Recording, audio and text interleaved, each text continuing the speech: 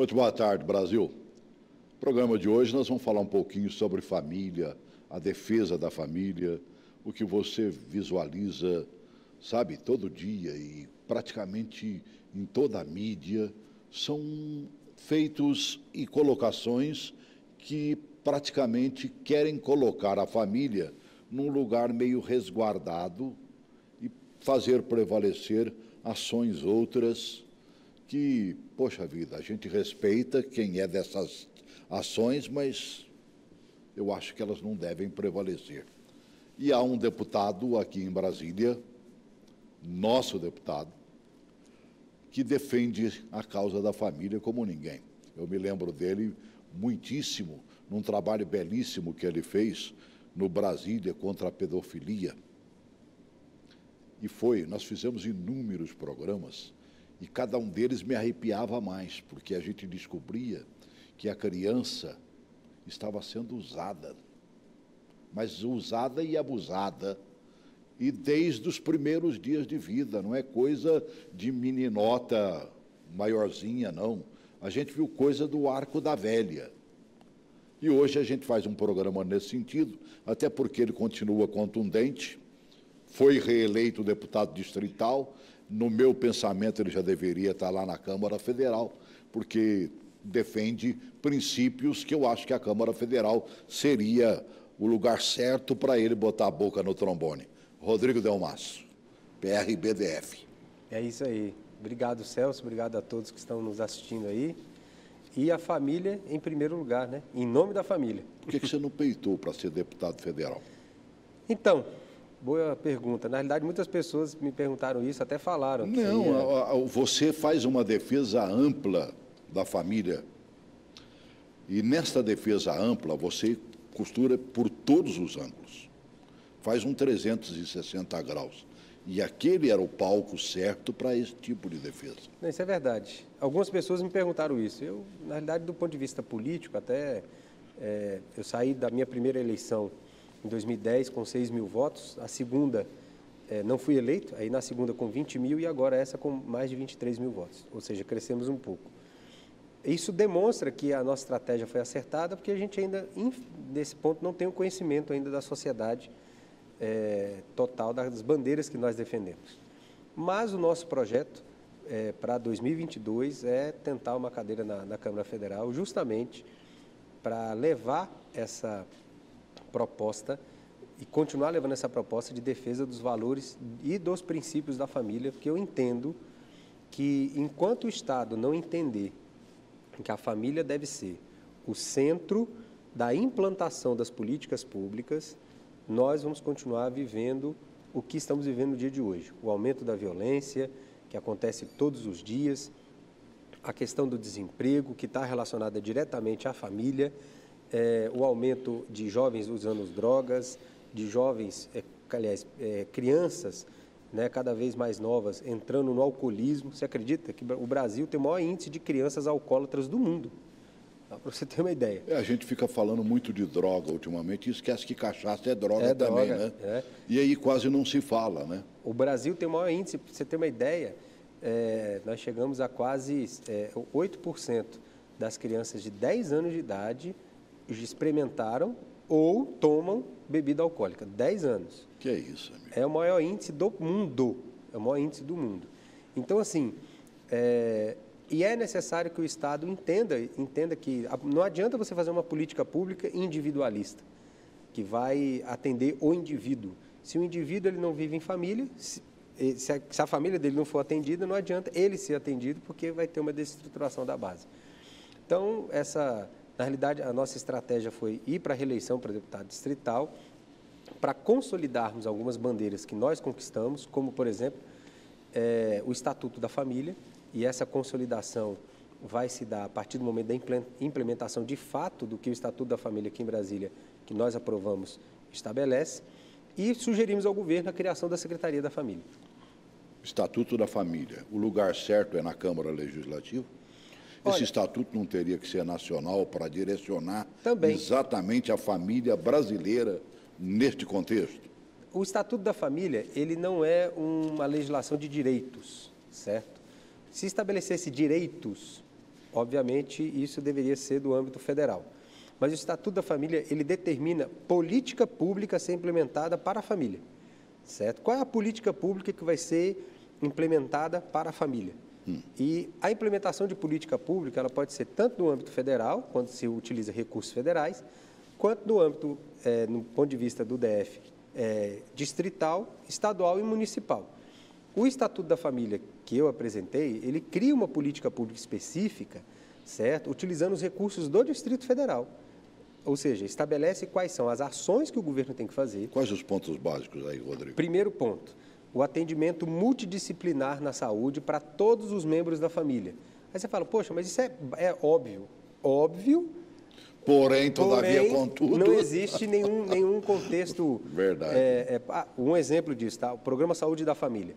O Programa Saúde da Família, hoje, ele funciona atendendo alguns membros da família. A ideia é que o Programa Saúde da Família, por causa do Estatuto da Família, ele entre e atenda todos os membros daquela casa, desde a criança até, se tiver o idoso, ao idoso. Então, esse é o grande propósito do Estatuto da Família. E o segundo ponto mais importante também, além do atendimento multidisciplinar na saúde, é a questão da assistência social. Ao invés de você, por exemplo, entregar uma cesta básica para uma pessoa, a Secretaria de Desenvolvimento Social deve fazer um diagnóstico daquela família e verificar o que aquela família necessita. Não, será que é só uma cesta básica? E o menino está matriculado? E a mãe está empregada? Verdade. E o pai está empregado? É isso. Tem criança pequena que precisa de um leitinho. Isso, precisa de um leite, ou precisa de um pré-natal. Pré-natal não, perdão. Precisa de um atendimento pediátrico, enfim. Isso. Né? Tem adolescente que está grávida ali, enfim. Então, Verdade. esse e é o que não falta também é a mulher precisando de um atendimento por estar grávida, né? É verdade. Que geralmente prolifera a família, né? Nas camadas mais necessitadas. Então, a ideia do Estatuto da Família é isso. E, assim, o movimento LGBT tenta polemizar, dizendo que a gente está excluindo os arranjos familiares. Ninguém está excluindo nada. Agora, é fato que o Estatuto da Família, do ponto de vista de formação, que nós abordamos isso num trecho da lei, no ponto de vista de formação social, nós valorizamos a família tradicional, certo? Que é a família que eu chamo, não é nem tradicional, é a família constitucional. Pai, mãe. Homem, mulher e filhos. Isso não está escrito, quem está dizendo isso não sou eu, não. É a Constituição. O artigo 226 da Constituição diz exatamente isso. Então, o que o Estatuto da Família defende e valoriza é a família constitucional, que é a união estável entre o homem, uma mulher e seus filhos. Bom, o que a gente vai fazer com esses tidos casais, homem com homem e mulher com mulher? Ele já tem seus direitos sociais adquiridos. O Supremo Tribunal Federal já determinou que ele tem seus direitos. Certo? Então, não é porque o Estatuto da Família valoriza a família constitucional ou a família tradicional que vai excluir. Porque, senão, eu posso dizer que uma política de valorização das mulheres exclui os homens. Não tem nada a ver. Né? Então, assim, não é porque eu valorizo um tipo de segmento que eu vou excluir o outro. Não. O Supremo Tribunal Federal já reconheceu os direitos civis dele, nós não somos contra, se o Supremo já reconheceu, ok. Mas a nossa sociedade precisa ter uma base. Ela precisa entender que se a família tradicional não for fortalecida, as mazelas da destruição da família tradicional, elas vão se proliferar. Quais são as mazelas? O aumento da violência, o aumento de jovens no uso das drogas, o alcoolismo, o suicídio, e aí vai. O problema é o seguinte, geralmente falam que são radicais aqueles que defendem a família hoje. Você é tido como radical. Muito. O pessoal fala isso. Você sabe claramente disso. E não falta quem bata em cima. Né? Eu conheci alguns radicais também na Câmara Federal que foram dizimados da própria Câmara. Você pega um Luiz Bassuma, por exemplo, que você conhece bem, né? Da Bahia. Bassuma não conseguiu se reeleger, já pela segunda vez.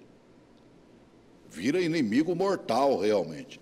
Agora, o combate mais direto, que é o que você faz, e ele é exposto, maravilhoso. Agora, e aquilo que eles vão colocando a conta-gotas, e aí eu estou falando do outro lado da moeda, e que vai colocando a conta-gotas para poder fazer a cabeça de todo mundo, Cada vez mais a cabeça está sendo feita, e eu não sou contra o respeito às pessoas que têm esse tipo de vida, muito pelo contrário, a gente respeita, mas querendo que ela permaneça no lugar dela, evidentemente. Você pega uma prova do Enem, por exemplo, eles botam o conta-gota deles lá, aconteceu isso agora. Várias contas, várias coisas, não teve só aquela... Teve um caso, mais específico, uma gíria gay, né, que foi utilizada e me parece que ela faz parte, inclusive... De um dicionário. Né, e também tem a ver com um certo desenho que usa alguma coisa também, que até desenho gay já existe, né? Já existe. E aí? Então, aí eu vejo isso, que enquanto, por exemplo, nós queremos o respeito, nós respeitamos a opção de qualquer pessoa, né? Porque para mim é bem claro, o homossexual ele não nasce homossexual, é uma opção, ele tem uma opção, certo? Nós respeitamos a opção, ok. Mas a partir desse momento eles acabam, e assim me desculpe falar, eles acabam desrespeitando a nós mesmos, porque eles criam um dialeto próprio, certo? Desrespeitando a língua portuguesa, a língua oficial do país, criam uma linguagem própria e, enfim. Então, assim, eu acho que o desrespeito está tão grande nesse ponto que de criar uma linguagem própria é querer dizer que eles são uma nação, né? Isso. Será que eles são uma nação dentro de uma nação? A nossa língua é portuguesa, certo? Eu não posso criar um dialeto, não existe isso dentro da Constituição, criar um dialeto específico para um grupo. Óbvio, nós precisamos respeitar, e aí é o que é previsto na Constituição, os dialetos dos índios, os dialetos indígenas, os dialetos da comunidade afrodescendente, mas, como eu disse, o homossexual, ele é uma opção sexual, é uma opção. Então, como é que ele é uma opção? Ele vai criar um dialeto para essa opção sexual?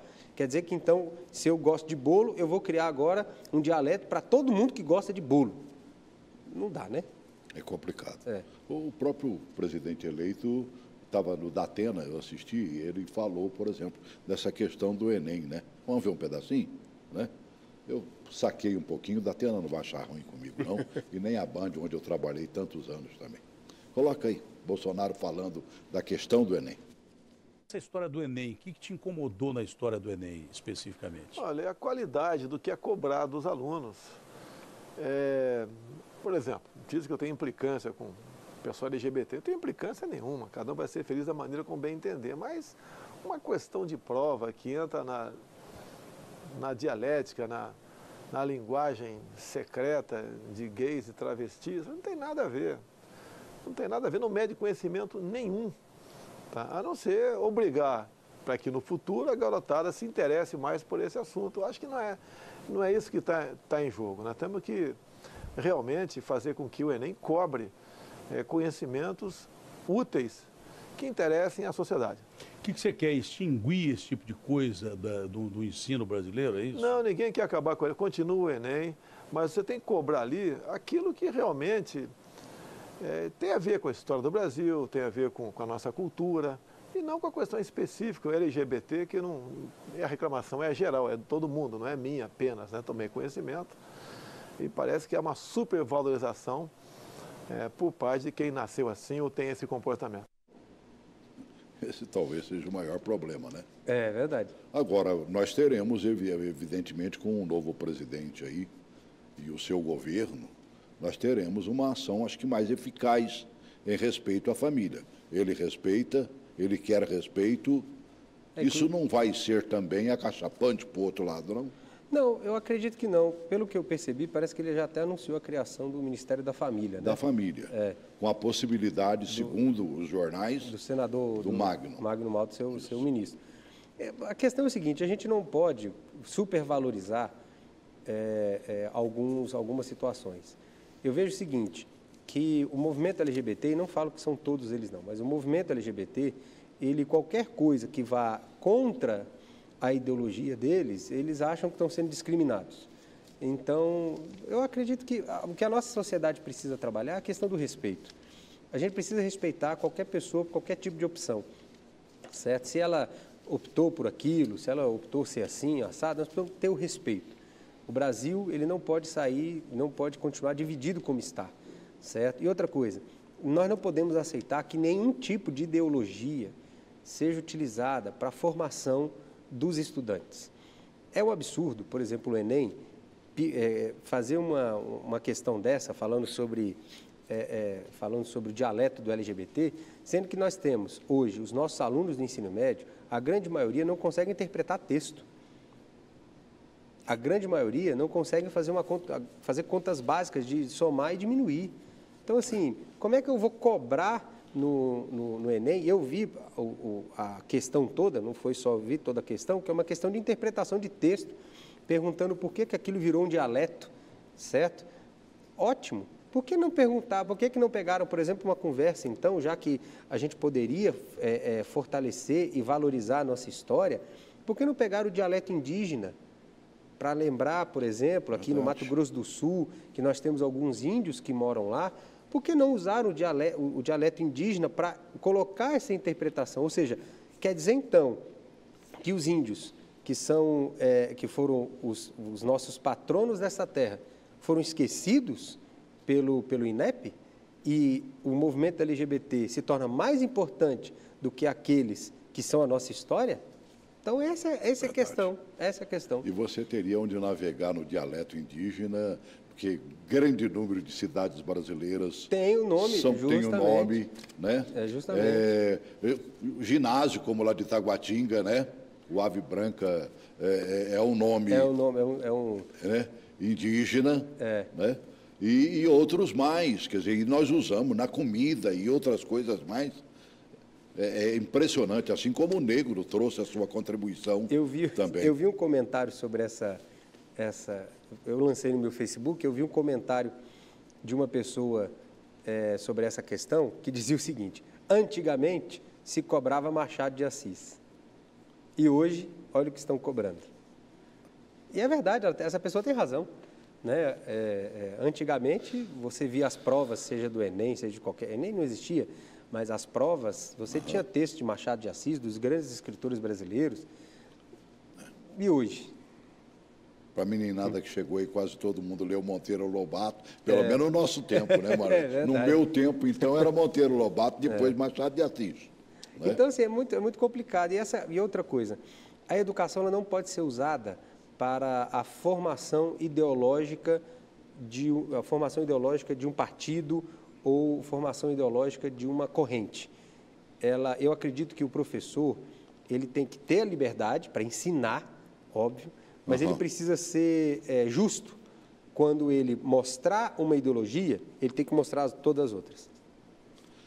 Você falou que pediu a criação de uma secretaria, o Ibanez. Isso, a Secretaria da Família, nós pedimos. Que é exatamente o tipo ministério parecido que já com o estão da falando Família. na área federal. Isso. Vai fazer o que uma Secretaria da Família? E eu tenho a impressão que você vai explicar também o que poderia fazer o Ministério da Família em termos nacionais. Então, a Secretaria da Família aqui em Brasília, minha proposta foi unir as políticas da criança, adolescente, juventude, idoso e pessoa com deficiência.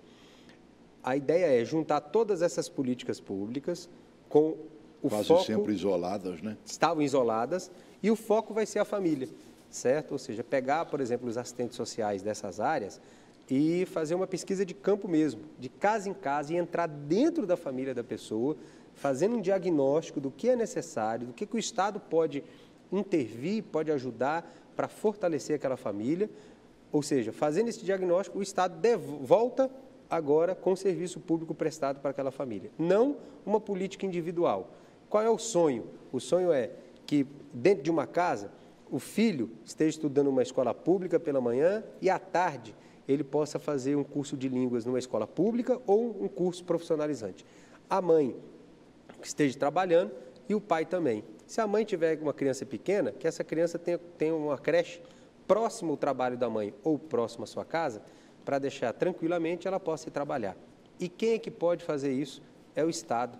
O Estado, ele precisa, só que para isso ele precisa entrar na casa da pessoa, obviamente com a permissão, e fazer esse diagnóstico familiar. Se você não souber o que é a parentela num todo, você não consegue atender. Você pega uma pessoa com deficiência. A deficiência dela exige de todos os membros da família uma ação em favor dela. Justamente. E acaba ocupando todo mundo. Você quer ver uma coisa, Celso, que é uma coisa que acontece muito, não só em Brasília, mas no Brasil inteiro? Bolsa Família. Muitas pessoas recebem o Bolsa Família, certo? Sim. Só que em nenhum momento se faz um diagnóstico de como é que está a situação daquela família. Por exemplo, quantas mães recebem o Bolsa Família e têm filhos que são viciados em drogas? Sabe o que a mãe faz? Muitas vezes, para o filho dela não morrer, pega o dinheiro do Bolsa Família e paga o traficante. Isso é muito recorrente. E o Estado não faz nada para aquele jovem que está drogado. Não encaminha ele para uma clínica, até porque não tem, né? Não se faz convênio de clínica de reabilitação. Então, assim, e aí? Será que o Bolsa Família só resolve? Eu conheço diversas famílias que recebem, mães que recebem o dinheiro do Bolsa Família, paga para o traficante, porque o filho está sendo ameaçado porque não conseguiu pagar, pega aquele dinheiro, paga, está financiando o tráfico no Brasil. Para quê? Para que o filho não venha morrer. Já erraram, né? O senador Cristóvão fala isso demais. Ao tirar o nome Bolsa Escola e passar para Bolsa Família. Porque a exigência principal era olhar para a meninada, certo? E, acima de tudo, que esses meninos estivessem na escola. Isso é verdade. Perderam esse foco, né? Isso é verdade. E aí o foco fica complicado. Quando você não tem foco na escola, você se perde. Tem esse projeto aí que está navegando por aí, que você já falou dele bastante, que é o tal da escola sem partido. Eu sou autor dele na Câmara Legislativa. Entendeu? Você trouxe ele para a Câmara Legislativa também. Rapaz, você tem que ser federal, Rodrigo. Bota isso na tua cabeça, mano, velho. Eu trouxe ele para cá também. Eu fiz uma versão estadual dele, vamos dizer assim, né? E conseguiu fazer o quê com esse Não, projeto? ele travou. Ele não está em tramitação, não. Ele está parado, até porque os partidos de esquerda, eles não, como é que fala? Até porque passou na Comissão de Educação e lá quem preside a Comissão de Educação é o deputado Vazny, que é do PT. Sim. Então, ele não quis botar isso na pauta, mas eu estou aí na discussão. E, assim, o Sindicato dos Professores tem me perseguido muito relacionado a isso, certo? Mas eu estou trabalhando e até fazendo debate com os professores. Por que essa dificuldade, hein? A mesma coisa está acontecendo na Câmara Federal, né? Esses dias agora, a mesma comissão estava tentando votar o assunto, mas fizeram um auê tão grande lá, mas tão grande, que simplesmente deixaram para depois. É um negócio complicado. Eu aproveitei uma matériazinha da TVT, né, que mostra o auê lá dentro da Câmara. Coloca aí, por favor. O cancelamento da sessão que analisaria o projeto de lei da escola sem partido foi anunciado pelo presidente da comissão especial, deputado Marcos Rogério, mas a decisão levou mais de 2 horas. Após várias tentativas de diálogo com os deputados presentes, ficou decidido que uma nova reunião será realizada na próxima semana, mas ainda sem data definida. Marcos Rogério chegou a anunciar que a próxima audiência será fechada ao público. Entre os fatores que levaram ao cancelamento, o baixo quórum de parlamentares e a abertura da ordem do dia no plenário principal, que, de acordo com o Estatuto da Câmara, impede votações em comissões. A presença de manifestantes contra e a favor também foi um dos motivos, por causa da confusão.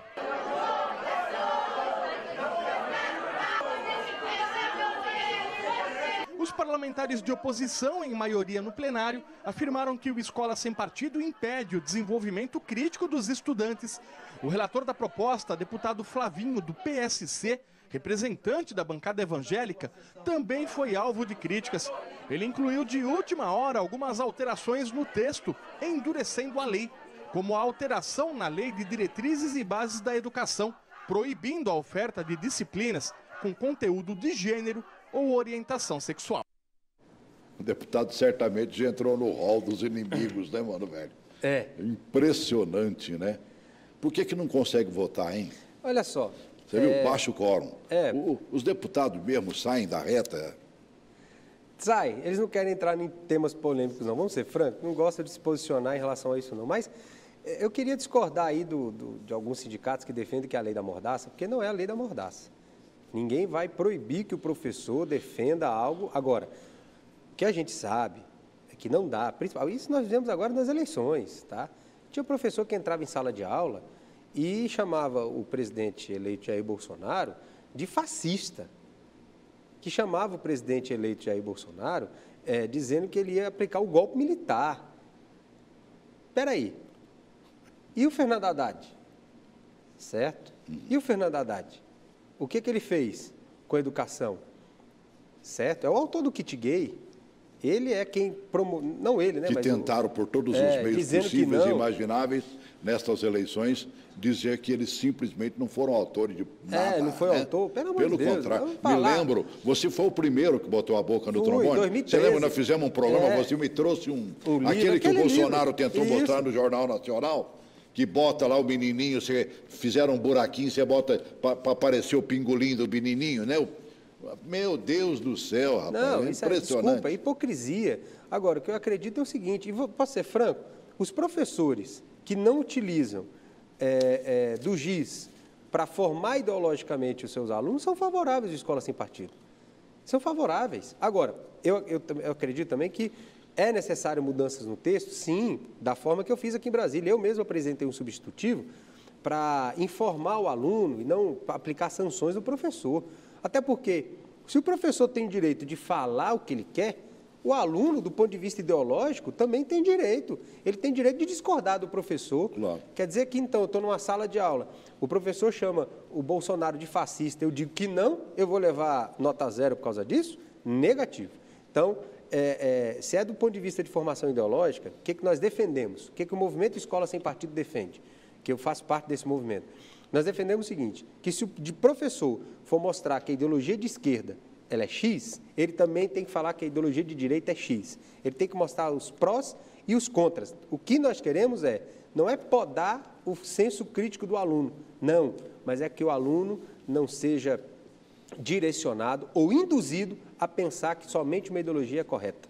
Ou seja, que ele possa ter as informações necessárias para decidir o que ele acha que é correto e o que não é correto. Eu vim do movimento estudantil, Celso, movimento estudantil majoritariamente de esquerda, né? Mas eu vim de um partido de centro-direita, dentro do movimento estudantil. Por quê? Porque eu estudei em colégios que não formaram a minha ideologia, a minha mente com a ideologia de esquerda. Eu nunca acreditei... Mas permitiram que você estivesse à frente de um órgão, por exemplo. Sim, é porque nós ganhamos a eleição. Politicamente correto. Porque nós ganhamos a eleição. E vou lhe dizer que os alunos estão de saco cheio disso. Está claro, a eleição do DCE da UNB, quem ganhou foi um grupo de direita. O PCdoB que controlava muito tempo a Universidade de Brasília. Então, os estudantes estão de saco cheio dessa discussão, dessa imposição da esquerda. Como é que ficou essa questão da CPI da pedofilia que você faz parte dela lá na Câmara? É que a gente preside lá, né? Isso. Então, ela vai encerrar agora dia 15 de dezembro. Nós já estamos na elaboração do relatório final. A relatora é a deputada Sandra Farage, deve apresentar agora no início de dezembro.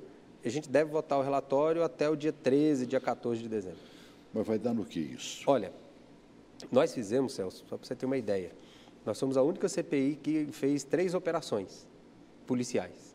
A CPI fez operação de busca e apreensão, foi negócio de... Por que não deram tanta cobertura nisso? Olha, a imprensa até deu um pouquinho, né? Nós temos... Eu vi no caso, por exemplo, de apreensão de celulares. Foi, apreensão, nós apreendemos celulares, fizemos uma busca e apreensão na casa de um médico, que quando que os policiais que estão na CPI entraram na casa desse médico, tinha uma adolescente lá dentro, certo? A gente só não fez a prisão em flagrante do médico, que ainda não tinha nenhum tipo de relação, parecia não ter nenhum tipo de relação, mas eu acredito o seguinte, a gente vai indiciar diversas pessoas. Nós descobrimos sim que Brasília faz parte de uma rede internacional de fomento ao abuso sexual de crianças e adolescentes. Vamos sugerir ao Poder Executivo que fortaleça a rede de proteção da criança e adolescente, como os conselhos tutelares, os CRAs, os CREAs, os COSES. E também vamos sugerir à Câmara Legislativa que aprove algumas leis, uma delas que é o que cria o cadastro distrital de pedófilos, tá certo? É uma lei de minha autoria para justamente proteger as famílias e as crianças em Brasília. Então, o desfecho da CPI deve estar caminhando mais ou menos para isso. O relatório da CPI deve ter mais de 1.500 páginas. Rodrigo, você milita muito na área social, você usa a parafernália eletrônica e tudo mais, né? Você é o rei disso, você gosta disso. Eu gosto, né? Usa um pouquinho. Eu não sei nem por que você, cadê o papo? Você não trouxe hoje. Não, está lá, para não porque atrapalhar. Ele vai falando em números, ele puxa lá e vai complementando. Eu gosto disso, né? O que a gente vai fazer para que eles não façam a cabeça da nossa meninada como vem fazendo ultimamente? Celso, isso é muito perigoso e na CPI nós comprovamos isso. A grande parte dos abusos, além de ser fisicamente, mas a grande maioria hoje, os abusos estão acontecendo via internet. E aí a gente precisa do auxílio dos pais, porque infelizmente a internet não tem controle, não existe um controle. Mesmo com o Marco Civil, não existe controle. Nós descobrimos, Celso, uma rede chamada Deep Web. E essa rede, você entra nela sem se identificar, você não tem o seu IP identificado, e lá ocorrem coisas assim que, se você entrar, você não consegue ver direito. Então, o que a gente precisa mais uma vez, entra a família na ajuda do combate à pedofilia. Se os pais não assumirem a responsabilidade de ensinarem seus filhos o que eles devem ver na internet, como eles devem acessar e colocar um limite, infelizmente... E com quem deve se relacionar, e com quem né, deve se relacionar. Um exemplo, eu tenho uma filha de 11 anos, ela acessa. Toda vez que ela está vendo um vídeo, eu estou em casa, eu vejo com ela. Que eu tenho oportunidade, eu vejo com ela. Para ela ver, tá certo? Que eu estou vendo. Que eu estou vendo. Né? Então, e ali a gente vai ensinando. Olha, esse tipo de vídeo você não pode ver, esse tipo de coisa não é bom que você veja. E não é proibir, é explicar. É explicar o porquê que não pode ver, porque a partir do momento que você explica, a criança internaliza. Uma coisa que me chamou a atenção dessa CPI que você preside é o número de crianças abusadas em Brasília, né? Amigo, é impressionante. Falaram em 5 crianças, 5 que você tem certeza, né? 5 por dia. E essas que não vêm a público, né, que a própria família esconde, porque quase sempre o abuso acontece no rol da própria família. Isso. E aí você teria que denunciar um tio, um sobrinho, sei lá. Um pai ou a mãe, muitas vezes acontece isso. Até aí, né? Tem. Celso, assim, esses 5 por dia, segundo dados da Secretaria de Segurança Pública, representa 30% dos abusos de fato. Certo? Ou seja, tem 70% aí que não são denunciados. Justamente por causa disso, pela vergonha, por medo, por diversas coisas. A gente tem hoje pessoas adultas que sofreram abuso quando crianças que até hoje não contaram, até hoje não falaram isso. Certo? A gente faz algumas palestras em algumas empresas e eu tive a experiência de estar dando uma palestra e falando sobre isso uma senhora, já devia ter seus 40, 45 anos, chorando. E no final, terminou, todo mundo saiu, eu chamei ela falou, não, eu fui abusada quando era criança. E você me falou isso, veio... Isso deve ser um trauma para o... Trauma, né? Imagina isso. E eu vejo o seguinte, perguntas, né? Algumas perguntas me vêm na cabeça quando eu vejo uma situação dessa. O que o Estado tem feito para combater esse tipo de coisa? Será que é só propaganda na televisão que resolve? Não. Mais uma vez, a família. Né? Se o Estado não entrar na família, se o Estado não identificar... Outra coisa... Mais uma vez, a importância da Secretaria da Família e do Ministério da Família. Do Ministério da Família. Então, assim, precisa entrar, precisa trazer essas questões à tona. Outra coisa, as crianças que sofrem abuso, tá bom, você vai lá, prende o pedófilo, bota ele na cadeia. E a criança? O que você vai fazer com ela? Que assistência você vai dar? Ninguém lembra da vítima. Prender o pedófilo parece Nem os direitos humanos ultimamente se preocupam com a vítima. Ninguém lembra da vítima. Está mais para o bandido do que para a vítima. Ninguém lembra da criança. Todo mundo pensa no pedófilo. Prendeu o pedófilo, beleza. E a criança? Então, assim, eu defendo também um programa de reabilitação dessas crianças, como acontece com o Vira Vida, que é o programa que o SESI faz aqui em Brasília.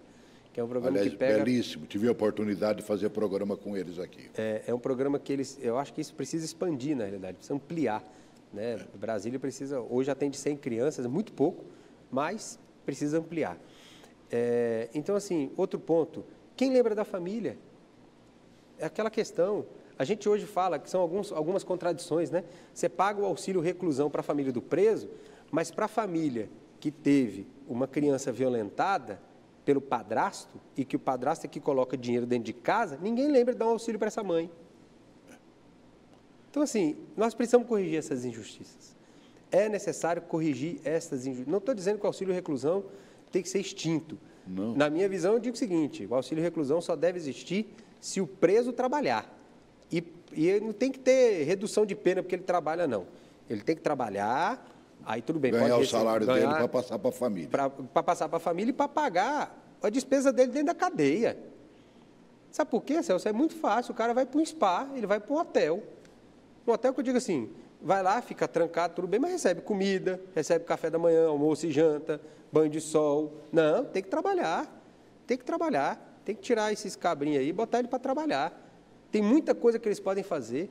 Vamos andar em Brasília? Quantas ruas nós estamos cheios de buraco? Por que não bota esse povo para tapar os buracos, para fazer recapeamento asfáltico, para pintar o meio-fio, para cortar o mato, para cortar a árvore, para arrumar cadeira de escola, para arrumar o centro de saúde? Por quê? Por que eles têm que ficar lá? Não, tem que botar para trabalhar. Eu defendo isso. O preso, quando ele for preso, ele tem que fazer algo, porque senão o preso entra lá, ele sai pior do que entrou. Lá vira a Universidade do Crime. No caso específico de Brasília, você poderia fazer um projeto específico para nós de Brasília, assim como você fez específico Escola Sem Partido para Brasília e outros mais?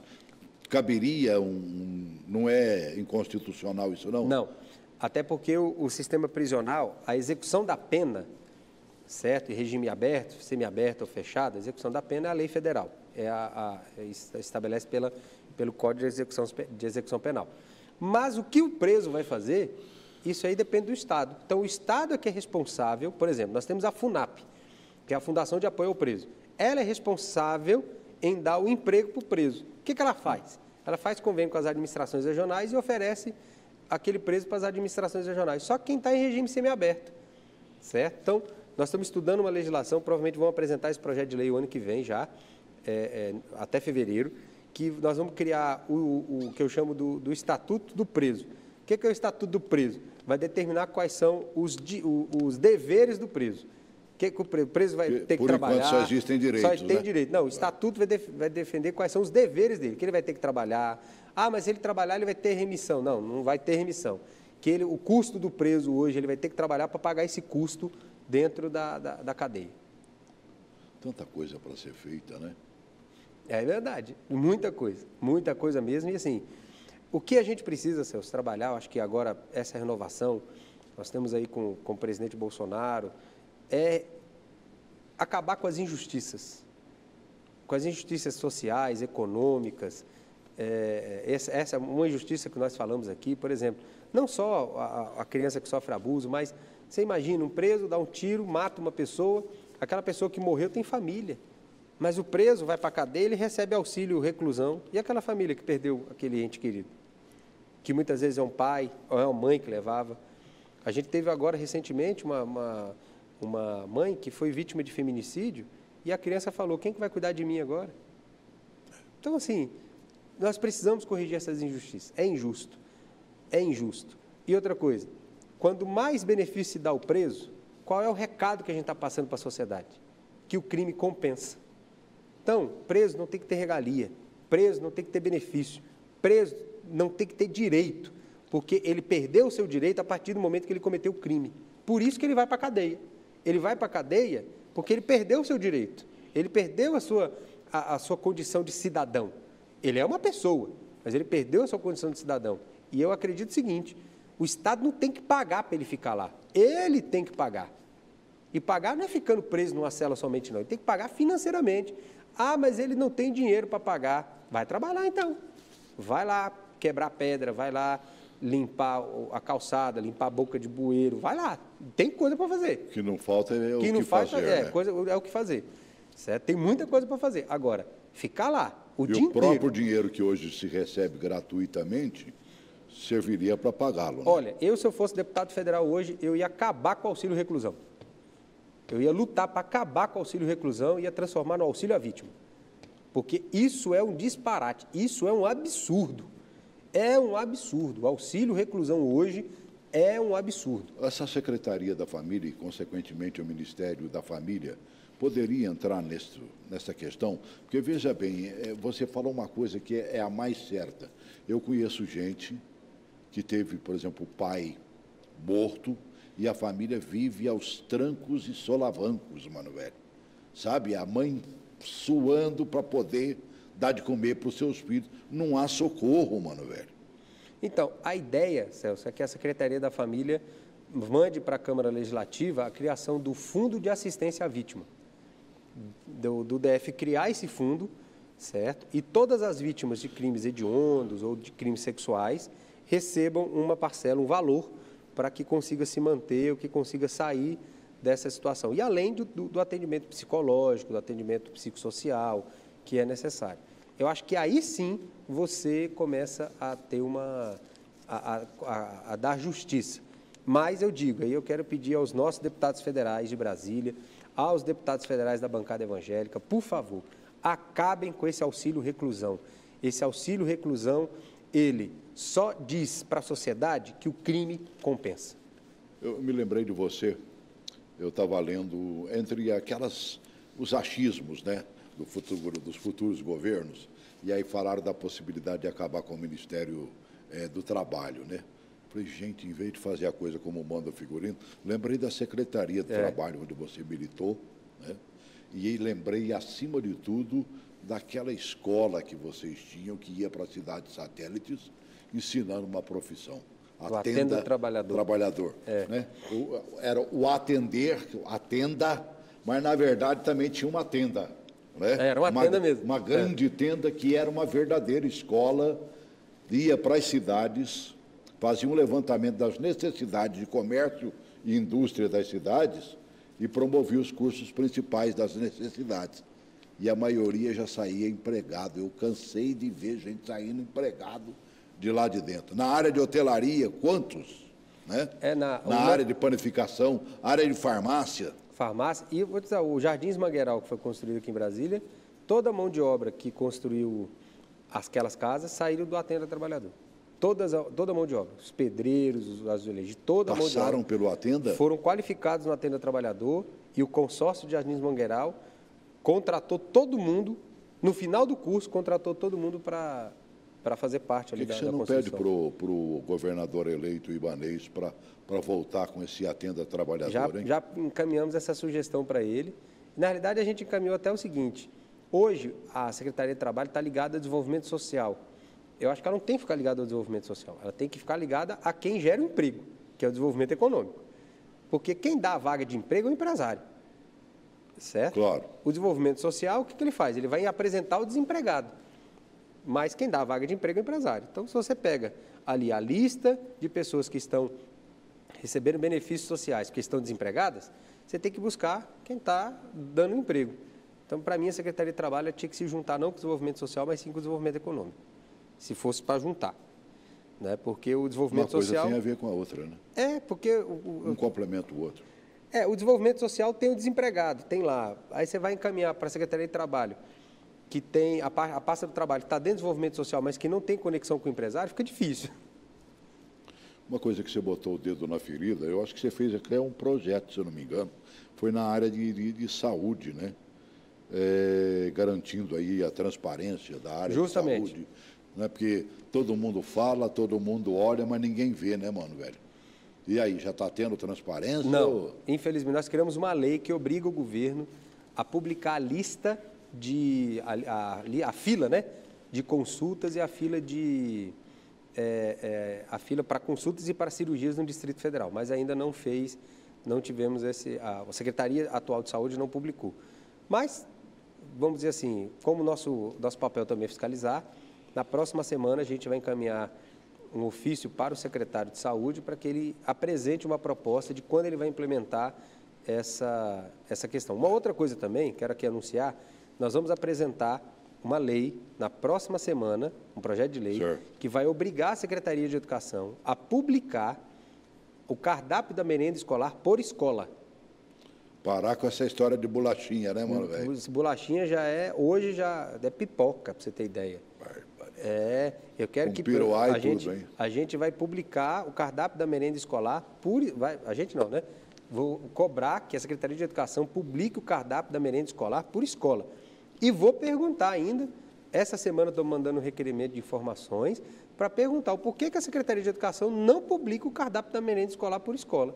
Por que esse medo de publicar? Por quê? Por que não ser transparente? Por que não mostrar, por exemplo, para a dona Maria que o filho dela está comendo pipoca na hora do lanche?